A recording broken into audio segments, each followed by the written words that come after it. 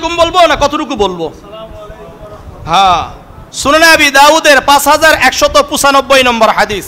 عن عمران بن حسين رضي الله تعالى عنه قال جاء رجل إلى النبي صلى الله عليه وسلم فقال السلام عليكم فرد عليه السلام ثم جلس فقال النبي صلى الله عليه وسلم 10।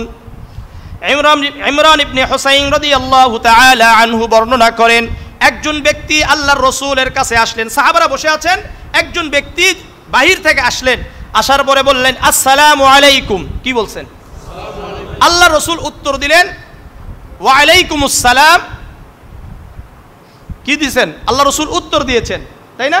এখান থেকে বোঝা গেল বাহির থেকে যদি কেউ আসে তাহলে যিনি আসছেন উনি সালাম দিবেন, দিলে কে উত্তর দিবে? একজন উত্তর দিবে। কয়জন? জামাত থেকে একজন উত্তর দিলে আদায় হয়ে যাবে। এখান থেকে বোঝা যায় একটা দল আসছে, ওই এক দলের মধ্যে থেকে একজন সালাম দিবে, আবার যারা বসে আছে তারাও কয়জন দিবে? উত্তর দিবে একজন, আর বাকিগুলোর থেকে কি হয়ে যাবে? ইউজুজু মিনাল জামাআ, জামাআত থেকে এটা আদায় হয়ে যাবে। তা আল্লাহ রাসূল কি করলেন? সালামের উত্তর দিলেন। উনি কি বলেছেন? আসসালামু আলাইকুম কিন্তু বলেছেন। তখন ওই সাহাবী বসে গেলেন। বসে যাওয়ার পরে আল্লাহ রাসূল বললেন আশারুন, এই 10 নেকি পাইছে। কয় নেকি? 10 নেকি। সুম্মা জাআ আখার, দ্বিতীয় ব্যক্তি আরেকজন আসলেন, এসে বললেন আসসালামু আলাইকুম ওয়া রাহমাতুল্লাহ ফারাদ্দা আলাইহি ফাজালাসা ফাকালা 20। দ্বিতীয় ব্যক্তি এসে বললেন আসসালামু আলাইকুম ওয়া রাহমাতুল্লাহ। আল্লাহ রাসূল উত্তর দিলেন, দেওয়ার পরে ওই ব্যক্তি বসলেন। আল্লাহ রাসূল বললেন 20, কত নেকি? 20 নেকি। সুম্মা জাআ আখার, আরেকজন ব্যক্তি, তৃতীয় ব্যক্তি আসছে, আসার পরে বলতেছেন আসসালামু আলাইকুম ওয়া রাহমাতুল্লাহ ওয়া বারাকাতুহু ফারাদ্দা আলাইহি ফাজালাসা। আল্লাহ রাসূল উত্তর দিলেন, ওই ব্যক্তি বসে গেলেন। আল্লাহ রাসূল বললেন সালাসুনা, 30 নেকি। কত? 30 নেকি। তাহলে আসসালামু আলাইকুম ওয়া রাহমাতুল্লাহি ওয়া বারাকাতুহু পর্যন্ত। বাকি এই সুনানে আবি দাউদের 5196, 95 এরপরে 96, এখানে আসছে সুম্মা আতা আখার, আরেকজন ব্যক্তি আসছে, আসার পরে বলছে আসসালামু আলাইকুম ওয়া রাহমাতুল্লাহি ওয়া বারাকাতুহু ওয়া মাগফিরাতুহু। কি বলছে? ও মাগফিরাতুহু বলছে। আল্লাহ রাসূল উত্তর দেওয়ার পরে ওই ব্যক্তি বসে গেছেন। আল্লাহ রাসূল বলেন 40 নেকি। কত? 40 নেকি। বাকি উলামায়ে কেরামরা মানে ঐক্যমত পোষণ করেছেন যে আসসালামু আলাইকুম ওয়া রাহমাতুল্লাহি ওয়া বারাকাতুহু পর্যন্ত। বুঝে আসছে? আর ওই হাদিসের ব্যাপারে একটু সনদের ভিতরে একটু কি আছে? সমস্যা আছে, এই জন্য ওটাকে গ্রহণ করা হয় নাই। বাকি এই হাদিসটাকে আমরা গ্রহণ করেছি। আসসালামু আলাইকুম ওয়া রাহমাতুল্লাহি ওয়া বারাকাতুহু। তাহলে আপনি আসসালামু আলাইকুম বলবেন? কি বলবেন বলেন? হ্যাঁ, যত বেশি বলবেন তত বেশি সওয়াব। আল্লাহ তাআলা বুঝার তৌফিক দান করেন। এখন কি বড়রা কি ছোটদেরকে সালাম দিবে না ছোটরা বড়দেরকে সালাম দিবে? কে কাকে সালাম দিবে? হাদিসগুলো শুনেন ভালো করে। সহিহ বুখারীর 6231, 32, 33, 34, কয়টা হাদিস বললাম? 4টা নাম্বার বলছি। এখান থেকে দুটো হাদিস বলবো। আন আবি হুরায়রা রাদিয়াল্লাহু তাআলা আনহু قال قال رسول الله صلى الله عليه وسلم يسلم الصغير على الكبير والمار على القاعد والقليل على الكثير। ছোট বড়কে সালাম দিবে। কি বলেন? ছোট বড়কে সালাম দিবে। ওয়ালমার আলাল কায়েদ, পদচারী উপবিষ্টকে সালাম দিবে। যে হেঁটে যাচ্ছে সে কাকে সালাম দিবে? যে বসে আছে তাকে সালাম দিবে। ওয়াল কলিলু আলাল কাসীর, অল্প সংখ্যক বেশি সংখ্যককে সালাম দিবে। তাহলে যে এককভাবে আসবে উনি সালাম দিবে না, যারা সবাই আছে তারা সালাম দিবে। যে এককভাবে আছে সে সালাম দিবে। মানে অল্প সংখ্যক বেশি সংখ্যককে সালাম দিবে। তাহলে শিক্ষক ছাত্রদেরকে সালাম দিবে না ছাত্র শিক্ষকদেরকে সালাম দিবে? কথা বলেন না কেন? হ্যাঁ, এই যে আমরা স্কুলে ঢুকি, মাদ্রাসায় ঢুকি, ক্লাস করি, এখানে কে কাকে সালাম দেয়? রাসূল কি বলেন? শিক্ষক ছাত্রদেরকে সালাম দেবে, ইমাম মুসল্লিদেরকে সালাম দিবে। এটাই নিয়ম, এটা রাসূলের নিয়ম। ঠিক আছে। এরপরে আরেকটা হাদিস। عن أبي هريرة رضي الله عنه قال قال رسول الله صلى الله عليه وسلم يسلم الراكب على الماشي والماشي على القاعد والقليل على الكثير।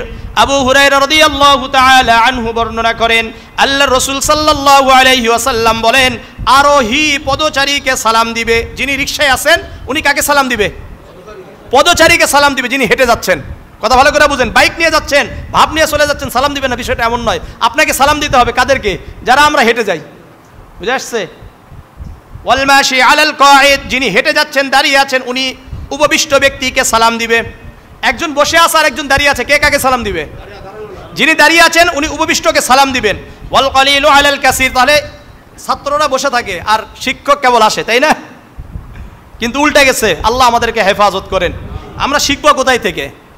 এখান থেকে তো শেখা দরকার। আল্লাহ বুঝার তৌফিক দান করেন, আল্লাহ বুঝার তৌফিক দান করেন, আল্লাহ বুঝার তৌফিক দান করেন। আবার শিক্ষক আসলে শিক্ষকের ভিতরে অনেক সময় কি থাকে, আমার জন্য ছাত্ররা উঠবে, তাহলে ওই ব্যক্তি জাহান্নামী। ওই ব্যক্তি কি? জাহান্নামী। আমি ইমাম সাহেব আসলাম, মনে করলাম আমার সম্মানে আপনারা দাঁড়াইয়া যাবেন, তাহলে আমি জাহান্নামী। আমি কি বলেন? জাহান্নামী। যে ব্যক্তি এটা কামনা করে যে আমার জন্য মানুষ দাঁড়াবে, ওই ব্যক্তি জাহান্নামী। তাহলে আজকে থেকে কারা কারা করবেন? এই কামনা করবেন নাকি যে আমার জন্য মানুষ দাঁড়াক? আল্লাহ আমাদেরকে হেফাজত করেন, কারণ সে অহংকারী, আর অহংকারের ঠিকানা কি? জাহান্নাম। আল্লাহ বুঝার তৌফিক দান করেন। তাহলে বুঝা গেল যে এখানে ছোট বড়কে সালাম দিবে, এই হাদিস, তাই না? আমরা আরো হাদিস শুনি। সুনানে আবি দাউদের 5202 নম্বর হাদিস, বুঝা আসছে? قال أنس رضي الله تعالى عنه قال أتى رسول الله صلى الله عليه وسلم على غلمان يلعبون فسلم عليهم। আনাস ইবনে মালিক রাদিয়াল্লাহু তাআলা আনহু বর্ণনা করেন, আল্লাহর রাসূল একবার একটি মাঠে আসলেন, দেখলেন বাচ্চারা খেলাধুলা করছে। আল্লাহর রাসূল ফাসাল্লামা আলাইহিম, আল্লাহর রাসূল ওই বাচ্চাদেরকে সালাম দিলেন। এই জন্য বাচ্চাদেরকে সালাম দিতে হবে। বাচ্চাদেরকে সালাম দিলে বাচ্চারা সালাম দেওয়া শিখবে। এই জন্য কি করবেন? আজকে থেকে বাচ্চাদেরকে সালাম দিবেন তো ইনশাআল্লাহ। আরেকটা হাদিস, জামিআ তিরমিজির 2696 নম্বর হাদিস, আন সাইয়ারিন ক্বালা কুনতু আমশি মা সাবিত আল বুনানি ফামাররা আলা সিবিয়ান ফাসাল্লামা আলাইহিম। সাইয়ার রাহমাতুল্লাহি আলাইহি একজন তাবিঈ ছিলেন। উনি বলেন, আমি সাবিত আল বুনানি সাথে একটা রাস্তা দিয়ে হাঁটছিলাম, হঠাৎ দেখলাম কিছু বাচ্চা, তাদের সাথে সাক্ষাৎ হয়ে গেল। ফাসাল্লামা আলাইহিম, এই সাবিত আল বুনানি তাদেরকে সালাম দিলেন। ওয়াকালা সাবিত আল বুনানি, সাবিত আল বুনানি বলছেন, কুনতু মা আনাস ফামাররা আলা সিবিয়ান ফাসাল্লামা আলাইহিম, আমিও একবার আনাস ইবনে মালিক রাদিয়াল্লাহু তাআলা আনহুর সাথে পথে পথে হাঁটছিলাম, হঠাৎ বাচ্চাদের সাথে দেখা হয়ে গেল। আনাস ইবনে মালিক রাদিয়াল্লাহু তাআলা আনহু বাচ্চাদেরকে সালাম দিলেন। وقال أنس كنت مع رسول الله صلى الله عليه وسلم فمر على سبيان فسلم عليهم। আনাস ইবনে মালিক বলেন রাদিয়াল্লাহু তাআলা আনহু বলেন, আমি আল্লাহর রাসূলের সাথে ছিলাম, আল্লাহর রাসূল হাঁটছিলেন, আমিও আল্লাহর রাসূলের সাথে হাঁটছিলাম, হঠাৎ দেখলাম কিছু বাচ্চা খেলাধুলা করছে, বাচ্চারা আছে, আল্লাহর রাসূল তাদেরকে দেখে তাদেরকে আল্লাহর রাসূল সালাম দিলেন। থেকে বড়রা ছোটদেরকে সালাম দিবেন, ছোটরা বড়দেরকে সালাম দিবেন। আমি আপনি যত বেশি ছোটদেরকে সালাম দিব, তত বেশি ছোটরা আমাদেরকে সালাম দিবে। এই জন্য আমাদেরকে সালাম শিখাইতে হবে ইনশাআল্লাহ। আজ থেকে কারা কারা বাচ্চাদেরকে সালাম দিবেন তো ইনশাআল্লাহ। আল্লাহ আমাদের সবাইকে কবুল করেন, আল্লাহ আমাদেরকে সবাইকে কবুল করেন। এই হলো সালাম দিতে হবে। কি করতে হবে? সালাম দিতে হবে, সালাম দিতে হবে, সালাম দিতে হবে। এরপরে করবেন মুসাফা করবেন। কি করবেন? মুসাফা করলে লাভ কি? সুনানে আবি দাউদের 5211 নম্বর হাদিস, আনিল বারা ইবনে আযিব রাদিয়াল্লাহু তাআলা আনহু قال قال رسول الله صلى الله عليه وسلم إذا التقى المسلمان فتصافحا وحمد الله واستغفره غفر لهما। বারা ইবনে আযিব রাদিয়াল্লাহু তাআলা আনহু বর্ণনা করেন, আল্লাহর রাসূল সাল্লাল্লাহু আলাইহি ওয়াসাল্লাম বলেন, যখন দুইজন মুসলমান একত্রিত হবে, কি হবে? দুইজন মুসলমান একত্রিত হয়েছে, এখন কি করবে তারা? একে অপরকে সালাম দিবে, মুসাফা করবে, আল্লাহর প্রশংসা করবে, আল্লাহর কাছে ইস্তেগফার করবে, আল্লাহর কাছে ক্ষমা চাইবে। গফির লাহুমা, আল্লাহর রাসূল বলেন ওই দুইজনকে আল্লাহ ক্ষমা করে দিবেন। সহিহ আত-তারগীব একটা কিতাব আছে, এই কিতাবের 2720 নম্বর হাদিস, আন হুসাইবা ইবনে আল-ইয়ামানি রাদিয়াল্লাহু তাআলা আনহু قال قال رسول الله صلى الله عليه وسلم إن المؤمن إذا لقي المؤمن فسلم عليه وأخذ بيده فصافحه। হুসাইফা ইবনে ইয়ামানি রাদিয়াল্লাহু তাআলা আনহু বলেন, আল্লাহর রাসূল সাল্লাল্লাহু আলাইহি ওয়াসাল্লাম বলেন, একজন মুসলমান, একজন মুমিন আর একজন মুসলমানের সাথে অথবা মুমিনের সাথে সাক্ষাৎ হলো, সে তাকে সালাম দিবে, তার হাত ধরবে, তার সাথে মুসাফা করবে। কি করলো? হাত ধরে মুসাফা করলো। তানাতারাত খতায়াহুমা কামা ইয়াতানাসারু ওয়ারাকুশ শাজারি, যারা মুসাফা করবে, আল্লাহ রসুল সাল্লাল্লাহু আলাইহি ওয়াসাল্লাম বলেন এই দুইজনের গুনাহগুলো এমনভাবে ঝরে যাবে যেমন গাছের পাতাগুলো ঝরে যায়। গাছের পাতা ঝরে যায় না, ঠিক তেমনি ভাবে যারা মুসাফা করবে, সালাম দিবে, মুসাফা করবে, তাদের গুনাহগুলো আল্লাহ ঝরে দিবেন। মনে থাকবে ইনশাআল্লাহ? কারা কারা দিবেন? সবাই দিবেন তো ইনশাআল্লাহ? শোনেন, আপনার সাথে মনে করলেন 1 মিনিট আগে দেখা হয়েছে, 30 সেকেন্ড আগে দেখা হয়েছে, শুধুমাত্র মনে করলেন একটা দেয়াল, একটা গাছ অতিক্রম হয়েছে, মানে আড়াল হয়েছে, আবার সালাম দেন। আবার কি করেন? সালাম দেন। হ্যাঁ, বেশি বেশি সালাম দেন। সুনান আবি দাউদের 5200 নম্বর হাদিস এটা। আন আবি হুরায়রা রাদিয়াল্লাহু তাআলা আনহু قال ইযা লাকিয়া আহাদুকুম আখাহু, আবু হুরায়রা রাদিয়াল্লাহু তাআলা আনহু বর্ণনা করেন, তোমাদের মধ্যে কেউ যদি তার ভাইয়ের সাথে সাক্ষাৎ হয়, ফালইউসাল্লিম, সে যেন তাকে সালাম দেয়, সে যেন তাকে কি করবে? সালাম দিবে। ফাইন হালাত বাইনাহুমা শাজারাতুন আও জিদারুন আও হাজারুন, উনি বলেন তাদের মাঝে একটা গাছ আড়াল হলো, অথবা একটা দেয়াল আড়াল হলো, অথবা একটা পাথর আড়াল হলো, আবার দেখা সাক্ষাৎ, সুম্মা লাকিয়াহু, আবার সাক্ষাৎ হয়েছে, ফালইউসাল্লিম, আবার সে তাকে সালাম দিবে। আবার কি করবে? তাকে সালাম দিবে। সাহাবারা আল্লাহ রসুলকে এভাবে সালাম দিতেন, সাহাবারা সাহাবাদেরকে এভাবে সালাম দিতেন। সুতরাং সালামের প্রচলন যত বেশি ঘটানো যাবে তত বেশি লাভ। মনে থাকবে? বেশি বেশি কি করতে হবে? সালাম দিতে হবে। আপনি আমি এতটা বেশি সালাম দিব যে যখন আমরা মাজলিসে আসবো তখনও সালাম দিব, মাজলিস থেকে বের হয়ে যাব তখনও সালাম দিব। মাজলিসে আসলেও কি করব? সালাম দিব। মাজলিস থেকে উঠে গেলেও কি করব? সালাম দিব। জামিআ তিরমিজির সুনান আবি দাউদের 5208 নম্বর হাদিস এটা বুঝাচ্ছে। আন আবি হুরায়রা রাদিয়াল্লাহু তাআলা আনহু قال قال رسول الله صلى الله عليه وسلم اذا انتهى احدكم الى المجلس فليسلم, তোমাদের মধ্যে কেউ যখন মাজলিসে আসবে, বৈঠকে আসবে, সে যেন সালাম দেয়। সে কি করবে? সালাম দিবে। ফাইদা আরাদা আন ইয়াকুমা ফালইউসাল্লিম, আবার যখন উঠে যাবে তখন আবার সালাম দিবে। আল্লাহ রসুল বলেন ফালাইসাতিল উলা বিহাক্কিম মিনাল আখিরাহ, আল্লাহ রসুল বলেন এই শোনো, প্রথম সালাম প্রত্যাবর্তনের সালাম থেকে গুরুত্বপূর্ণ নয়, অর্থাৎ দুটা সমান গুরুত্বপূর্ণ। যখন আসবে তখনও সালাম দেওয়া যেমন গুরুত্বপূর্ণ, যখন মাজলিস থেকে চলে যাবে তখনও সালাম দেওয়া গুরুত্বপূর্ণ। এই জন্য আলোচনা করার শুরুতেও সালাম, আলোচনার শেষেও কি করতে হবে? সালাম দিতে হবে। মনে থাকবে, যখন আমরা সাক্ষাৎ করব তখনও সালাম দিব, যখন শেষ করব তখনও কি করব? সালাম দিব ইনশাআল্লাহ। মনে থাকবে ইনশাআল্লাহ, সালাম খুবই গুরুত্বপূর্ণ। এখন একটা ব্যাপার হলো, আপনারা বিধর্মীদেরকে সালাম দিতে পারবেন? সহিহ মুসলিমের 5554 নম্বর হাদিস। আন আবি হুরায়রা রাদিয়াল্লাহু আনহু قال قال رسول الله صلى الله عليه وسلم لا تبدأوا اليهود ولا النصارى بالسلام, আবু হুরায়রা রাদিয়াল্লাহু তাআলা আনহু বর্ণনা করেন, আল্লাহর রাসূল সাল্লাল্লাহু আলাইহি ওয়াসাল্লাম বলেন, তোমরা বিধর্মীদেরকে, তোমরা ইহুদি খ্রিস্টানদেরকে আগে সালাম দিবা না। তোমরা তাদের সাথে সাক্ষাৎ হলে তাদেরকে সালাম দিবে না। কেন? শান্তি বর্ষিত হওয়া, কারণ যারা আল্লাহ দ্রোহী তাদের উপর আল্লাহ শান্তি বর্ষিত করা, দোয়া করা, এটা কি ঠিক নয়। এই জন্য বিধর্মীদেরকে কি করা যাবে না? সালাম দেওয়া যাবে না। তাহলে তারা যদি আপনাদেরকে সালাম দেয়, আমাদেরকে সালাম দেয়, তাহলে আমরা কি বলবো? সুনানে আবি দাউদের 5207 নম্বর হাদিস এটা। عن أبي هريرة عن أنس رضي الله تعالى عنه قال إن أصحاب النبي صلى الله عليه وسلم قالوا للنبي إن أهل الكتاب يسلمون علينا فكيف نرد عليهم।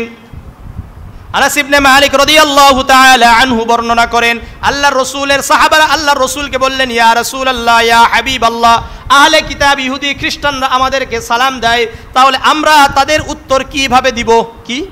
কিভাবে দিব? ইয়া রাসূলুল্লাহ, ইয়া হাবিবাল্লাহ, কিভাবে দিব? তখন আল্লাহর রাসূল সাল্লাল্লাহু আলাইহি ওয়াসাল্লাম বললেন, ওয়া আলাইকুম, তোমরা বলো ওয়া আলাইকুম। কি বলো? ওয়া আলাইকুম বলবা, এতটুকুই, আর কিছু না। মনে থাকবে, নমস্কার বলা যাবে না। সর্বাত যদি বলতেই চান আদব বলা যাবে। কি যে বলা যাবে? আদব বলা যাবে। এটা তাদেরও অর্থাৎ হিন্দুদেরও কি নয়, এটা শব্দ নয়, এটা আমাদেরও শব্দ নয়, এটা আমাদের এই দক্ষিণ অঞ্চলের অর্থাৎ এশীয় শব্দ, এটা একটা আদব। ঠিক আছে, শ্রদ্ধাবোধ জানানো। সুতরাং আদব বলা যাবে, বাকি তাদেরকে সালামও দেওয়া যাবে না, তাদের কি করা যাবে না? সালাম দেওয়া যাবে না। আবার তাদেরকে নমস্কারও দেওয়া যাবে না, কারণ নমস্কার কাদের শব্দ? হিন্দুদের শব্দ, এটাও দেওয়া যাবে না। সর্বোচ্চ কি বলা যাবে? আদব বলা যাবে। কি বলেন? আদব বলা যাবে। ঠিক আছে, মনে থাকবে ইনশাআল্লাহ। আর তারা সালাম দিলে কি বলবো? ওয়া আলাইকুম বলবো। আবার বলেন ওয়া আলাইকুম। হ্যাঁ, এখন একটা ব্যাপার, ধরে নেন একটা মজলিসের মধ্যে হিন্দু আছে, মুসলমান আছে, সবাই আছে। এখন কি করবেন? তখন সালাম দেওয়া যাবে। তখন কি করা যাবে? সালাম দেওয়া যাবে। বিশেষ করে আমাদের বাংলাদেশের রাজনৈতিক যে সমাবেশগুলো থাকে, এখানে সব ধরনের মানুষ থাকে কি থাকে না? তখন যিনি আলোচনা করবেন উনি আসা সালাম দিতে পারবেন। হাদিস শুনেন, জামিআ তিরমিজির ৭০২ নম্বর হাদিস, আন উসামা ইবনে যায়েদ রাদিয়াল্লাহু তাআলা আনহু قال ان النبي صلى الله عليه وسلم مر بمجلس। উসামা ইবনে যায়েদ রাদিয়াল্লাহু তাআলা আনহু বর্ণনা করেন, আল্লাহর রাসূল সাল্লাল্লাহু আলাইহি ওয়াসাল্লাম একটি মুসলমান এবং ইহুদিদের সমন্বয়ে একটি সমাবেশ দিয়ে যাচ্ছিলেন। আল্লাহর রাসূল যাচ্ছিলেন, তখন দেখলেন বিধর্মীরাও বসে আছে, মুসলমানরাও বসে আছে। ফাসাল্লামা আলাইহিম, আল্লাহর রাসূল তাদেরকে সালাম দিলেন। তাহলে এই হাদিস থেকে কি বোঝা গেল? সালাম দেওয়া যাবে। মনে থাকবে না মনে থাকবে না? মনে থাকতে হবে। হ্যাঁ, এরপরে যখন ঘরে ঢুকবেন তখন কি করতে হবে? সালাম দিতে হবে, তাদের অনুমতি নিতে হবে। সূরা নূরের ২৭ নম্বর আয়াত আল্লাহ বলেন, ইয়া আইয়ুহাল্লাযীনা আমানু লা তাদখুলু বুয়ুতান গায়রা বুয়ুতিকুম হাত্তা তাস্তানিসু ওয়া তুসাল্লিমু আলা আহলিহা যালিকুম খায়রুল লাকুম লাআল্লাকুম তাযাক্কারুন। হে ঈমানদারগণ, যখন তোমাদের ঘর ছাড়া অন্য কারো ঘরে প্রবেশ করতে চাও তাদেরকে সালাম দাও এবং তাদের কাছ থেকে অনুমতি নাও। আগে কি করতে হবে? সালাম দিতে হবে। আসসালামু আলাইকুম ৩ বার বলতে হবে। কয়বার?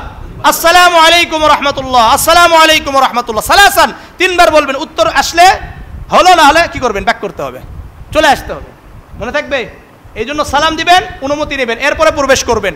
আগেই ঢুকে যাবেন না, ঢোকা যাবে না। মনে থাকবে ইনশাআল্লাহ। হ্যাঁ, ঘরে গেলেই সালাম দিবেন, এটা আমাদের জন্য কল্যাণকর। কি হবে? কল্যাণকর হবে। জামিআ তিরমিজির ২৬৯৮ নম্বর হাদিস, আন আনাস রাদিয়াল্লাহু আনহু قال قال لي رسول الله صلى الله عليه وسلم يا بني اذا دخلت اهلك فسلم يكون بركة وعلى اهل بيتك।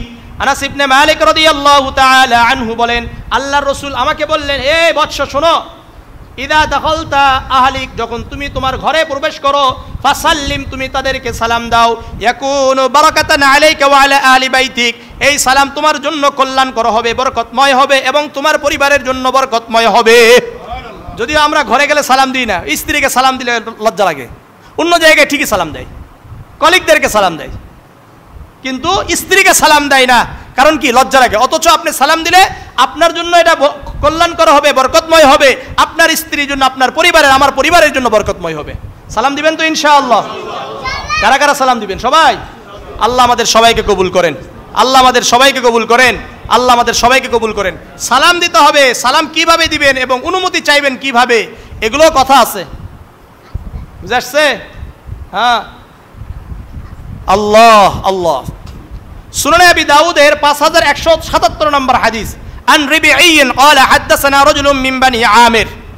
রিবিঈ রাদিয়াল্লাহু তাআলা আনহু থেকে বর্ণিত যে আমাদের কাছে বনু আমেরের একজন ব্যক্তি আসলেন এবং বর্ণনা করলেন যে আন্নাহু ইস্তাযানা আলা নবী সাল্লাল্লাহু আলাইহি ওয়াসাল্লাম ওয়া হুয়া ফি বাইতিন। আল্লাহ রাসূল সাল্লাল্লাহু আলাইহি ওয়াসাল্লাম ঘরে ছিলেন, আর ওই ব্যক্তিকে আল্লাহ রাসূলের কাছে বললেন, আলিজু ইয়া রাসূলুল্লাহ, সালাম দেয় নাই, কি করছে? গিয়া বলতেছে, ইয়া রাসূলুল্লাহ, আমি প্রবেশ করতে পারি, আমি আসতে পারি? ফাকাল নবী সাল্লাল্লাহু আলাইহি ওয়াসাল্লাম লিখাদিমিহি উখরুজ হাযা। আল্লাহ রাসূল তার খাদেমকে বললেন, সেবককে বলেন, এই বের হও, এই ব্যক্তিকে গিয়ে বলো, ফাআল্লিমুহুল ইস্তিজান, কিভাবে একজনের ঘরে আসলে অনুমতি নিতে হয় এটা তাকে শিখিয়ে দাও। ওয়াকুল লাহু, তাকে বলো, ফাকুল, সে যেন বলে, আসসালামু আলাইকুম আদখুলু। কি বলে? আগে সালাম দিবে, এরপরে কি বলবে? আদখুলু, আমি কি ঘরে প্রবেশ করতে পারি? আগে কি বলতে হবে? আসসালামু আলাইকুম, এরপরে কি বলতে হবে বাংলাতে? আমরা কি ঘরে প্রবেশ করতে পারি? ফাসামিআহুর রাজুল, সেবক গিয়ে তাকে শিখিয়ে দিলেন, সে শুনলো, শোনার পরে বলল, আসসালামু আলাইকুম আদখুলু ইয়া রাসূলুল্লাহ, ইয়া রাসূলুল্লাহ, আমি কি ঘরে প্রবেশ করতে পারি? ফাআযিনা লাহুন নবী সাল্লাল্লাহু আলাইহি ওয়াসাল্লাম, আল্লাহর রাসূল তাকে অনুমতি দিলেন। ফাদাখালা, ওই ব্যক্তি আল্লাহর রাসূলের কাছে গেলেন। সুবহানাল্লাহ। বুঝে আসছে? হ্যাঁ, শোনেন, যখন যাবেন অনেক সময় আমাদেরকে জিজ্ঞাসা করে মোবাইলে ভাই কে, কই আমি, কে বলে আমি, অথবা ঘরে গেছে আসসালামু আলাইকুম, কে, আমি। এই আমি বলা যাবে না, নাম বলতে হবে। কি বলেন, নাম বলতে হবে, এটা সুন্নত। মোবাইলেও আসসালামু আলাইকুম আমি উমুক, এটা বলতে হবে, নাম বলে দিতে হবে, এটাই সুন্নত। এটা কি বলেন, হ্যাঁ মনে থাকবে। হ্যাঁ, সহিহ বুখারীর 6250 নম্বর হাদিস এটা। عن جابر بن عبد الله رضي الله تعالى عنه قال أتيت النبي صلى الله عليه وسلم في دين كان على أبي। আমি আল্লাহ রসুলের কাছে একবার আসলাম, আমার বাবার উপর কিছু ঋণ ছিল, এই ঋণের ব্যাপারে আল্লাহ রসুলের সাথে একটু পরামর্শ করব। ফাদাকতুল বাবা, আমি আল্লাহ রসুলের কারানা গেলাম। ফাকাল নবী সাল্লাল্লাহু আলাইহি সাল্লাম মান যা, আল্লাহ রসুল বলেন এই কে। ফাকুলতু আনা, আমি কি বলছি, জাবির ইবনে আব্দুল্লাহ বলেন আমি বললাম আনা। ফাকাল নবী সাল্লাল্লাহু আলাইহি সাল্লাম আনা আনা, আনা আবার কি, আমি কি, কান্নাহু কারিহাহা, আল্লাহর রসুল এটা অপছন্দ করলেন।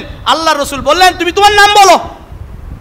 কি বলো, নাম বলো। সুতরাং আমাদের উচিত মোবাইলে হোক যেখানে হোক আগে কি করতে হবে, পরিচয় দিতে হবে। হুজুর আমাকে চিনলেন না, আরে ভাই আপনার মতো হাজারো মানুষ আমারে কি করতেছে, ফোন দেয়, এখন আমি কারে চিনব, হইতে পারে না। আপনার সাথে আমার সাথে এরকম সবার জন্য, এটা আমার জন্য নয়, এটা সবার জন্য একই কাজ। যখনই মোবাইল করবেন কি করবেন, সালাম দিয়ে নিজের পরিচয় দিবেন। চিনলে আলহামদুলিল্লাহ, না চিনলে আপনার আরো পরিচয় দিবেন। আপনার সাথে অমুক জায়গায় দেখা হয়েছিল, হুজুর অমুক জায়গায় কথা হয়েছে।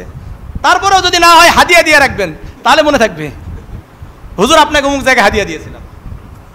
কথা বুঝছেন, তাহলে সহজ পদ্ধতি। কথা বুঝেন না, এটা মনে আসলো কোথায় থেকে, আরিফ বিন হাবিব সাহেব আসছিলেন না, তো এখানে এক ব্যক্তি বলতেছে হুজুর আপনার সাথে মক্কাতে দেখা হয়েছিল।